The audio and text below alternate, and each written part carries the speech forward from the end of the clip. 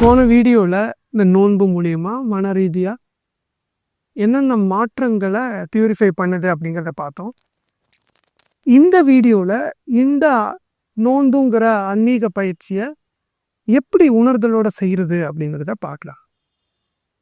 கரெக்டாக நம்ம சரியத்துப்படி ஒரு 3லேருந்து 4:30 மணி வரையில் டைம் இருப்போம். அந்த நேரத்தில் நம்ம எல்லாருமே சஹர் சாப்பாடு சாப்பிடலாம். இங்கே என்ன பண்ண போகிறோம் அப்படின்னா, சில விஷயங்களை மட்டும் நம்ம ஒரு கட்டுப்பாடுக்குள்ளே கொண்டுட்டு வரோம். வேற ஒன்றுமே செய்ய போகிறது. சாப்பிட்றதுக்கு முன்னாடி நம்ம ப்ரெஷ் பண்ணுறது நம்ம எல்லாரோடைய கண்ணு. ப்ரெஷ் பண்ணிட்டு உது செய்கிறோம். அந்த உது செய்யும் போது என்ன நியத்தை வச்சு செய்யணும் அப்படின்னா, இறைவா இந்த நோன்பை நான் உனக்காண்டி பிடிக்கிறேன், அதுக்காக இந்த உதவு செய்கிறேன். இந்த உதவு மூலியமா என் உடம்புல படுற அந்த தண்ணி எனக்குள்ளே இருக்கிற ஒவ்வொரு நெகட்டிவிட்டியும் வெளியாக்கி எனக்கு ஒவ்வொரு பாசிட்டிவிட்டியும் என் உடல் ரீதியாகவும் என் சிந்தனை ரீதியாகவும் என் ஆன்மா ரீதியாகவும் நீ உருவாக்கு அப்படின்னு ஒரு நியத்தை வச்சுக்கிட்டு நம்ம உங்களுக்கு ஏற்கனவே நம்ம பல வீடியோவில் சொல்லியிருக்கோம் எப்படி உதவு செய்யணும் அப்படின்ட்டு. அது மாதிரி உணர்தலோட ப்ரெசண்ட்ல அதை கவனிச்சுக்கிட்டு உதவு செஞ்சால் போதும். உதவு செய்யும் போது வேற சிந்தனை வரக்கூடாது. அதில் மட்டும் தான் கவனம் இருக்கணும். அப்படி நம்ம அதை ஃபீல் பண்ணி நம்ம ஃபஸ்ட்டு உதவு செய்கிறோம். உதவு செஞ்சது முடிஞ்சதுக்கு அப்புறம் என்ன பண்ணுறோம் அப்படின்னா, அந்த உணவை எந்த உணவோ அந்த உணவை முடிஞ்ச அளவுக்கு ஹெல்த்தியான உணவாக நீங்கள் சூஸ் பண்ணீங்க. முடிஞ்ச அளவுக்கு நான் இங்கே எந்த டிஸ்ட்ராக்ஷனும் சொல்ல விரும்பலை. உங்கள் உடலுக்கு எந்த உணவு சாப்பிடணும்னு தோணுதோ அந்த உணவை எடுக்கத்துங்க. அந்த உணவு சாப்பிடும் போதும் மனைவிட்டையோ குழந்தைகிட்டையோ தந்தைகிட்டையோ சகோதரிகள்கிட்டையோ சகோதரன்கிட்டையோ யார்ட்டையுமே பேசாங்க. அந்த உணவை அதை ஒரு மருந்தான் நினச்சி சாப்பிடுங்க. அந்த உணவு சாப்பிடும் போது நம்ம உடம்புல இருக்கிற ஒவ்வொரு செல்லுக்கும் போய் அதுதான் அந்த நாட்களுக்கான எனர்ஜியை கொடுத்து நம்மளை நரிஷ் பண்ண போகுது. நம்மளுடைய தீய எண்ணங்கள் எல்லாத்தையும் போக்க போகுது. ஒரு புது மனுஷனை நம்ம ஆக்க போகுது அப்படிங்கிற ஒரு நியத்தோட அந்த உணவை உட்கொள்ளுங்க. சாப்பிடும் போது யார்கிட்டையும் பேசாதீங்க.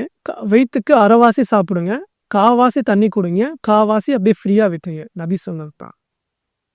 இந்த முறையில் சாப்பிட்டு முடிச்சதுக்கப்புறம் முடிஞ்சால் ஒரு 2 நிமிஷம் ஒரு சின்ன வாக்கிங்.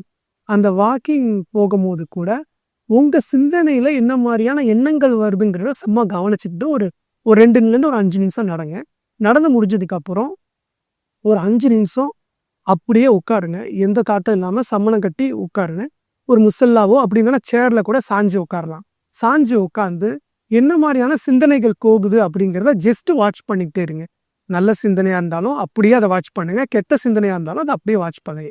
அந்த சிந்தனைக்கு வேல்யூ கொடுக்காதீங்க.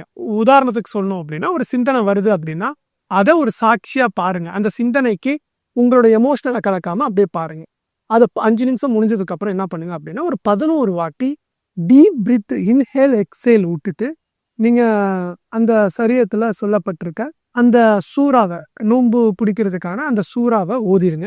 அரபிக்கில் இருக்கும். அது ஓதி முடிச்சதுக்கப்புறம் தமிழில் நம்ம மொழியில் உணர்தலோட, இறைவா இந்த நோன்பை நான் என்ன உணர்றதுக்கும் மூலியமாக உன்னை உணர்றதுக்கும் நான் இந்த நோன்பை நான் நோக்கிறேன். இந்த நோன்பு ஆரம்பித்த நேரம் வைக்கிற நிமிஷத்துலேருந்து நோன்பு முடிகிற நேரம் வரையும் நான் என்கின்ற அகந்தையை விட்டு நான் என்னை காக்கிறதுக்கு நான் முயற்சி பண்ணுறேன். நீயும் அதுக்கு எனக்கு துணையாக இரு அப்படின்னு சொல்லிட்டு இந்த நோன்பு எனக்கு என்ன உணர்றதுக்கும் மூலியமா என்ன உணர்ந்தது மூலியமா இந்த இறையை உணர்றதுக்குமான ஒரு நோன்பா இது எனக்கு அமையணும். இந்த நேரத்தில் நான் எந்த எண்ணங்களையும் சிந்திக்க மாட்டேன். இது தேவையில்லாத தாட்டம் வராது. யாராச்சும் என்ன அவமானப்படுத்தினா கூட அது நான் இல்லைங்கிறத உணர்ந்து நான் ஒரு சாட்சியாக இருப்பேன் அப்படின்னு சொல்லிட்டு உங்களுக்குள்ள ஃபஸ்ட்டு ஒரு ஸ்ட்ராங்கான உறுதிமொழியை எடுத்துட்டு அதுக்கப்புறம் ஃபஜர் தொழுது இருக்கும். தொழுதுட்டு தூங்குறவங்க தூங்கலாம், இல்லை முழிச்சுட்டு குத்துறவங்க இருக்கலாம். இந்த நேரத்தில் தொழுகும் போது எப்படி தொழுகணும் அப்படிங்கிறத நம்ம போன வீடியோவில் சொல்லியிருக்கோம். அந்த நிலைப்பாடில் ஃபஜர் தொழுகை தொழுங்க. தொழுது முடிச்சதுக்கு அப்புறம் நோன்பு துறக்கிற வரையும் என்ன பண்ண போகிறோம் அப்படின்னா, உணர்தல் அப்படிங்கிற ஒரு சாட்சி பாவனை பயிற்சியை மட்டும் இந்த கெஸ்ட்டு ஆக்ட் பண்ண போகிறோம். வேறு எதுவுமே செய்ய போகிறதில்ல. காலையில் வேலைக்கு போகிறவங்களா இருக்கலாம், இல்லைன்னா காலேஜ் போகிற பசங்களாக இருக்கலாம், இல்லைன்னா ஒரு பிஸ்னஸ் மேனாக இருக்கலாம். எந்த வேலையாக இருந்தாலும் அந்த நாளில் நம்ம என்ன பண்ண போகிறோம் அப்படின்னா, வர எண்ணங்களை ஜஸ்ட் கவனிக்க போறோம், எதுவுமே செய்ய போறது இல்லை. யாராச்சும் உங்களை திட்டுனா கூட அந்த திட்டும் போது ஒரு எமோஷனல் உருவாகும் பார்த்தீங்களா, அந்த எமோஷனல் நம்ம உளுந்துடக்கூடாது. அந்த திட்டுதலை ஜஸ்ட் பின்னாடி இருந்து கவனிக்கணும். இது எப்படி பண்றது அப்படின்னு பார்த்தோம் அப்படின்னா, இப்போ நம்ம வேலை செஞ்சுக்கிட்டு இருக்கோம், இல்லை சும்மா உட்காந்துருக்கோம் அப்படின்னா, வேலை செஞ்சுட்டு இருக்கும்போது அந்த வேலையில நம்ம முழுகி போயிட்டு இருக்கும்போது யாராச்சும் என்னாச்சும் நம்மளை பேசினாங்க அப்படின்னா, அப்போ சொல்லுன்னு எப்படி சொல்றது, நீனா ஒரு ஆளா, நீனா ஒன்றுத்துக்கு லாய்க்கில்லை அப்படின்னு சொல்லும்போது சொல்லுன்னு நாங்கிறவங்க ஏறுவோம். அப்போ என்ன பண்ணணும் அப்படின்னா, ஜஸ்ட்டு அந்த இடத்துல ஒரு இடைவெளி விட்டு மூச்சை கவனிச்சுட்டு அந்த எதுக்குமே ரியாக்ட் பண்ணாம கம்முன்னு இருக்கலாம். இந்த 14 மணி நேரம் நம்ம கோவப்பட போறதில்லை. காம உணர்ச்சிகள் வந்தாலும் அதுக்கு ரியாக்ட் பண்ண போறதில்லை. எந்த தப்பான எண்ணங்கள் வந்தாலும் அது ரியாக்ட் பண்ண போறதில்லை. எது வந்தாலும் வரட்டும் அப்படின்னு சொல்லிட்டு ஜஸ்ட் சாட்சி பாவனையில பார்க்க போறோம். சாட்சி பாவனைங்கிறது ஒண்ணுமே இல்லை. ஜஸ்ட் நீங்க கண்ணை மூடிட்டு உட்காருங்க, இல்லை கண்ணை திறந்துட்டு உட்காருங்க. திறந்துட்டு இருக்கும்போது என்னென்ன சிந்தனைகள் போகுதோ அந்த சிந்தனைகளை அப்படியே விட போறீங்க. அந்த சிந்தனைக்கு எந்த எமோஷனலும் கொடுக்க போறதில்ல. ஒரு விதை பூமியில விதைக்கிறோம் அப்படின்னா அதுக்கு தண்ணி ஊற்றினா தான் அது விளையும். நம்ம என்ன பண்ண போறோங்கிற அந்த எமோஷனல்ங்கிற தண்ணியை ஊற்றாம ஜஸ்ட் அந்த ஃப்ளோ பண்ண போறோம். வர சிந்தனைகளை எல்லாத்தையுமே அது ஃப்ளோவில் போகிறக்கும்.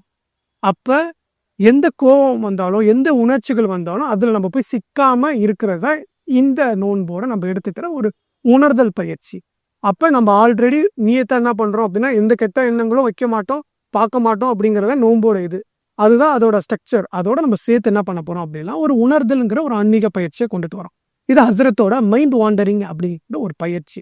அந்த பயிற்சியை என்ன கொண்டுட்டு வந்து என்ன பண்ண போறோம் அப்படின்னா, ஜஸ்ட் அதை கவனிக்கிறோம். எந்த எண்ணம் வந்தாலும் ஜஸ்ட் கவனிக்கிறோம். யார் நம்மள என்ன பேசினாலும் ஒரு கல்லா இருக்கிறோம். ஹஸ்ரத் சொல்லுவாங்க, மல்லாக்கோட்டை மாதிரி இரு அப்படின்ட்டு. இது சூஃபியாக்களுடைய மனநிலை. எந்த நேரத்துலையும் சூஃபியாக்கள் எப்படி இருப்பாங்கன்னா, நீ என்ன செஞ்சாலும் அவங்க அவங்களுக்கு பெரிய ஒரு சலனமே இருக்காது. ஏன்னா அவங்க எண்ணங்களுக்கு பின்னாடி இருந்து அது சர்ச்சை கவனிச்சுறாங்க. அதனாலதான் ஈசா அலைஹிஸ்ஸலாம் இயேசு அவங்கள ஒரு கன்னத்துல அறைய சொன்னும் போது இன்னொரு கன்னத்தை காமிச்சாங்க. இதே நம்மள ஒரு ஆளை ஒரு கன்னத்துல வந்து என்ன பண்ணுவோம், திருப்பி நம்ம வரைய. அப்போ அவங்க அந்த ஸ்டேட்ல இருந்தாங்க. அதான் ஹஸ்ரத் சொல்லுவாங்க, நீ நோன்பு வைக்கும் போது ஒரு ஃபுட்டு சாப்பிடணும்னு உனக்கு ஒரு எண்ணம் வந்துடுச்சு அப்படின்னா, அந்த ஃபுட்டு நீ அடுத்த வருஷம் வரையும் சாப்பிடக்கூடாது அப்படின்னு சொல்லிட்டு ஒரு ஸ்ட்ராங்கான கோட்பாடுகளை ஹஸ்ரத் அவங்க சீடர்கள் கொண்டு வந்தாங்க. நம்ம அது வெறும் ஃபுட்டுக்கு மட்டும் கிடையாது, அது எண்ணங்களுக்கு தான். நம்மளால வச்சுக்கிட்டாங்க அந்த ஃபுட்டு தான் சாப்பிடக்கூடாது அப்படின்னு நினச்சிக்கிட்டாங்க. ஃபுட்டுக்கு அவங்க சொல்லவே இல்லை. அந்த ஃபுட்டு பின்னாடி ஏற்படுற அந்த எண்ணங்களுக்கு அவங்க கட்டுக்கோப்பை உண்டாக்குறாங்க. நோன்புங்கிறது எண்ணங்களை சீரமைக்கிறதுக்கான பயிற்சியாம் தவிர அதுக்கப்புறம் தான் அது உணவுக்கானது. உணவு மூலியமா அவங்க எண்ணங்களை தான் சீரமைக்கிறாங்க. எண்ணங்கள் சீராயிடுச்சு அப்படின்னா எல்லாமே சரியாயிரும் அப்படிங்கிறத அந்த நோன்போட உச்சமான ஒரு புரிதல். இப்போ நம்ம என்ன பண்றோம், இப்போ இவ்வளோ நாள் எல்லாமே இந்த நோன்பை செய்கிறோம். ஆனால் யாருக்கும் ஏன் நோன்பு முடிஞ்சதுக்கு அப்புறம் கண்டினியூ ஆகலை அப்படின்னா, அவங்க உணர்தல்ங்கிற சாட்சி பாவனை எப்படி பண்ணணும்னு தெரியல. நிறைய ஆலிம்சாக்கள் ஹபீஸ் சொல்றாங்க, இந்த நன்மை கிடைக்கும் அந்த நன்மை கிடைக்கும் அப்படின்னு. அதை எப்படி உணர்தலா செஞ்சு அந்த ஸ்டேட்டுக்கு போகணும்னு யாரும் சொல்றது இல்லை. சொன்ன தவறுன்னு நினைச்சிட்டு இருக்காங்க. எந்த தவறும் இல்லை. ஏன்னா அவங்க அதை உணர்ந்தாங்களா இல்லையாங்கிறது ஒரு மிகப்பெரிய கேள்விக்குறியாரு. அப்படி உணர்ந்தவங்களா இருந்தா அதை அவங்க பேசும்போது, ஏன்னா நிறைய பேர் பள்ளி வாசலுக்கு தான் வராங்க. ஒரு மிகப்பெரிய மீடியமா இருக்கு பள்ளிவாசல். அங்க வரும்போது இதே மாரி அவங்களுக்கு ஏற்படுற அந்த உணர்வுகளை சேர்ப்பதும் போதுதான் அவங்க ஒவ்வொருவருக்கும் அந்த மாற்றம் ஏற்படும். நம்ம எல்லாரும் என்ன பண்றோம், 30 நாள் நோன்பு பிடிக்கிறோம், 30 நாள் குரான் ஓதுறோம். ஆனா அடுத்த 11 மாசம் எந்த மாற்றமும் ஏற்படல. அப்ப மாற்றம் ஏற்படணும் அப்படின்னா ஒண்ணுமே செய்ய தேவையில்லை. இந்த ப்ராசஸ்ல உணர்தல்ங்கிற சாட்சி பாவனை உள்ளக கொண்டுட்டு வந்து நீங்க உணரும் போது என்ன ஆகும் அப்படின்னா, இந்த தாட்டு வேற நீங்க வேறங்கிறது உங்களுக்கு வித்தியாசம் புரிய ஆரம்பிச்சிடும். உங்க பாடி வேற, உங்க மைண்டு வேற, நீங்க சாட்சியா பாக்குற சோல் வேறங்கிறது புரிய ஆரம்பிச்சிடும். இந்த எமோஷனல் ஸ்டார்டிங் ஸ்டேஜ்ல அவங்க ஒரு ஆள் கோவம் ஏற்படுத்தும் போது உங்களுக்கு நீ அந்த எமோஷனல் உள்ளக்க போய் அந்த எண்ணங்கள் உள்ளக்க போய் நீங்க எண்ணங்கள்ல சிக்கிக்கிட்டு இருக்கிற பிரிச்சு பார்க்க முடியும். ஒரு உதாரணத்துக்கு சொல்லணும் அப்படின்னா, ஒரு கடற்கரையில நிக்கிறீங்க அப்படின்னா அந்த கடலால தான் உங்களோட எண்ணம், அந்த எண்ணம் உள்ளக்க வரும், பின்னாடி போகும். நீங்க போட்டுங்கிற சாட்சி பாவனைங்கிற போட்டு மூலியமா நடுக்கடலுக்கு போயிட்டீங்க அப்படின்னா எண்ணத்துக்கு அந்த அலைக்கு பின்னாடி போயிருவீங்க. அப்ப அந்த எண்ணங்கிற அலை உங்களை எந்த பாதிக்கும் பாதிப்பாரு. ஏன்னா பின்னாடி நிலைக்கு நீங்க வந்துடுவீங்க. இப்ப இந்த நோன்பு இந்த பின்னணி நிலைக்கு கொண்டுட்டு வர்றதுக்கான உச்சமான ஆன்மீக பயிற்சி. அதுல இந்த உணர்தலை ஏற்படுத்திட்டோம் அப்படின்னா ஆட்டோமேட்டிக்கா நீங்க பின்னாடி நிலைக்கு வந்துடலாம். இப்ப மனுஷன் வாழ்ந்துகிட்டு இருக்கிறது இந்த அலைங்கிற எண்ணத்தை தான் மாட்டிட்டு இருக்கும். ஒரு நிமிஷம் ஒரு செகண்ட் அந்த எண்ணம் நம்மளை காலி பண்ணிடுது. எவ்வளவு உச்சமான நம்ம தொழுகைவாளியா இருக்கிறோம், ஆலிமா இருக்கிறோம், குரான் ஓதிக்கிட்டு இருக்கோம். ஆனா எண்ணங்கிறது 5 நிமிஷத்துல காலி பண்ணுது. கேட்டால் நம்ம எல்லாம் நம்ம சோதிக்கிறதுக்காண்டி தான் படைச்சாங்க. நம்மளே இதை ஏற்படுத்திக்கிறோம். நம்ம இந்த எண்ணத்தை கடந்து இந்த சாட்சி நிலைக்கு வந்துட்டோம் அப்படின்னா ஆட்டோமேட்டிக்காக இந்த எண்ணங்கள் நம்மளை சீண்டவே சீண்டாது. அது மல்லாக்கொத்தங்கிற சூஃபியாக்கள் இருக்கிற ஸ்டேட்டு. இந்த ஸ்டேட்டில் இருக்கும்போது ஆட்டோமேட்டிக்காக நீ இறையோட அலைன்மெண்ட் ஆகிடுவீங்க. இறை உங்கள் மூலியமாக என்ன பண்ணணுமோ அதை பண்ணணும். ஸோ இப்படி அந்த நாள் ஃபுல்லாக நம்ம சாட்சி பாவனையில் இருக்கணும். சாட்சி பாவனையில் இருக்கும்போது எந்த சிந்தனையும் நீங்கள் சிக்கக்கூடாது. இதை என்ன பண்ணுறோம் அப்படின்னா ஒரு நோட்டு போட்டுக்கிறோம், இல்லை ஃபோனில் எப்போ அந்த எண்ணத்தில் சிக்கணுங்கிறத எழுதி வைக்கும். ஃபஸ்ட்டு டே எழுதி எனக்கு கமெண்டில் சொல்லுங்கள்.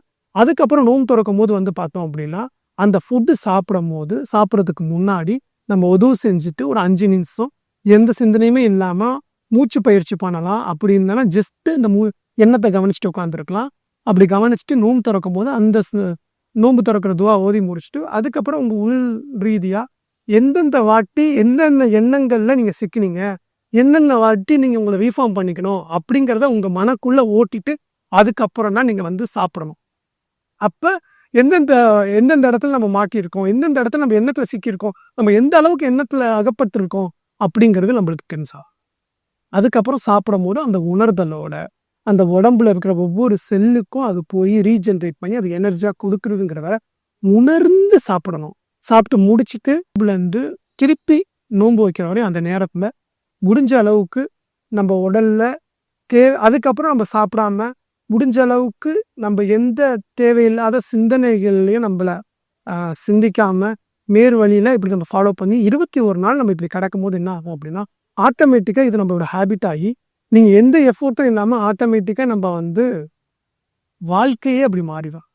அப்போ இந்த எல்லா மனுஷனும் இந்த சிந்தனைங்கிற பக்கத்தில் தான் ட்ராப்பில் தான் மாட்டிக்கிட்டு நம்ம அகப்பட்டிருக்கோம். அந்த சிந்தனையை கடந்து அந்த தெய்வீக நிலையில நம்ம இருந்து தொழுகும் போது என்ன ஆகுதுன்னா நம்மளுக்கு என்ன மாதிரியான அனுபவங்கள் ஏற்படுங்கிறத நீங்கள் உணரணும். ஏன்னா ஆன்மீகங்கிறது ஒருத்தவங்களோட இண்டிவிஜுவல் எக்ஸ்பீரியன்ஸ். ஒருத்தவங்க போட்டு கொடுத்த ரோடு மேலே நம்ம என்ன தான் நடந்தாலும் நீங்கள் அதை அனுபவிக்கும் போது தான் அதோட புரிதல் ஏற்படும். இவங்க சொல்லியிருக்காங்க, அவங்க சொல்லியிருக்காங்க, நானே வீடியோவில் சொல்கிறேன் அப்படிங்கிறத நீங்கள் எதுவுமே இருக்குதாங்க. நீங்கள் அதில் பயணித்து உங்களுக்குள்ளே என்ன மாதிரியான மாற்றங்கள் ஏற்படுதுங்கிறத பாருங்கள். இப்படி 21 நாள் உங்களுக்குள்ள சாட்சி பாவனையிலிருந்து நீங்கள் தொழுகு கரையும் போது 21 நாளைக்கு அப்புறம் நீங்கள் அந்த இறையோட கரையிறத இறையோட ஒன்றிணைந்து எப்படி சொல்கிறது அப்படின்னா சூஃபியாக்களுடைய ஒரு மூச்சு இழுத்து விடுறது ஒரு சாமானிய 100 வருஷம் வாழ்றதுக்கு சமம்னு சொல்லுவாங்க. அதை நீங்கள் உணர முடியும். ஏன்னா நம்ம எந்த சிந்தனையும் நம்மளை பாதிக்கலை, நம்ம அந்த இறையோட அலைன்மெண்ட்டில் நம்ம வேலையை செஞ்சுக்கிட்டு இருக்கோம் அப்படின்னா அது ஒரு உச்சக்கட்டமான பேரின்பம். அந்த உச்சக்கட்டமான பேரின்பத்துக்கு கொண்டுட்டு போகிறதுக்கு தான் நபி அவங்களுக்கு நம்மளுக்கு கொடுத்த ஒரு உச்சமான ஆன்மீக பயிற்சி இந்த நோன்பு.